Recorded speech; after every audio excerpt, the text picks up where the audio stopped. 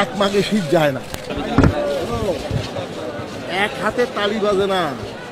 আওয়ামী লীগের নেতাকর্মীদের মব সৃষ্টি করে মারা হচ্ছে, এসবের বিচার হবে বলে হুঁশিয়ারি দিয়েছেন সাবেক নৌমন্ত্রী ও আওয়ামী লীগের প্রেসিডিয়াম সদস্য শাহজাহান খান।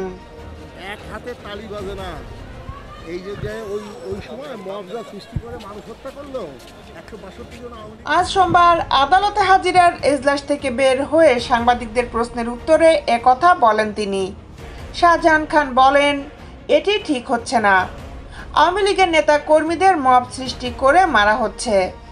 এই যে মব জাস্টিস করে মানুষ হত্যা করলো 162 জন আওয়ামী লীগের নেতা কর্মীকে। এত চইচই ভাইব না, এক মাঘে শীত যায় না। এ সময় দেশ কেমন চলছে সাংবাদিকদের এই প্রশ্নের জবাবে তিনি বলেন, আপনারা তো দেখছেনই এক হাতে তালি বাজে না। তারপর তিনি সাংবাদিকদের ভালো মন্দ জিজ্ঞাসা করেন হাসি মুখে। এদিন সকাল 10টার দিকে সাবেক আইনমন্ত্রী আনিসুল হক, সাবেক প্রধানমন্ত্রী শেখ হাসিনার উপদেষ্টা সালমান এফ রহমান ও আওয়ামী লীগের প্রেসিডিয়াম সদস্য শাহজাহান খানকে আদালতে তোলা হয়। সেই বিচার হবে না, সেই বিচার হবেও।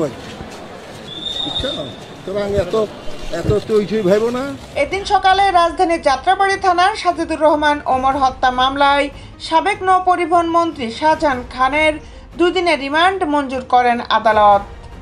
5 দিনের রিমান্ড আবেদনের উপর শুনানি শেষে এই আদেশ দেন ঢাকার metropolitan magistrate Mahbub Alam. Remand শুনানিকালে কথা বলেন শাহজাহান খান। তিনি পাবলিক প্রসিকিউটর ওমর ফারুক ফারুকীকে উদ্দেশ্য করে বলেন,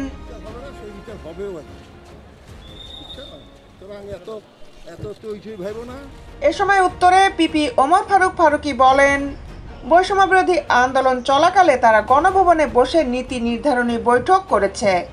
শাহজাহান খান আওয়ামী লীগের প্রেসিডিয়াম সদস্য, তারা সাধারণ কোনো আসামি নয়। তারা মিডিয়ায় এসে স্বীকার করেছেন আন্দোলনকারীদের ছাড় দেওয়া হবে না, দমন করা হবে।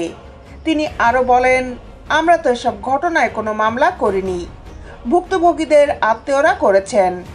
রিমান্ডে তো আমরা নেই না, আমাদের কাজ শুনানি করা, সেটা আমরা করি। এরপর শুনানি শেষে এ মামলায় শাহজাহান খান, আনিসুল হক, সালমান এফ রহমানের 2 দিনের রিমান্ড মঞ্জুর করেন আদালত। দেশ বিদেশের আপডেট নিউজ পেতে আমাদের সাথেই থাকুন। Justice television, Dhaka.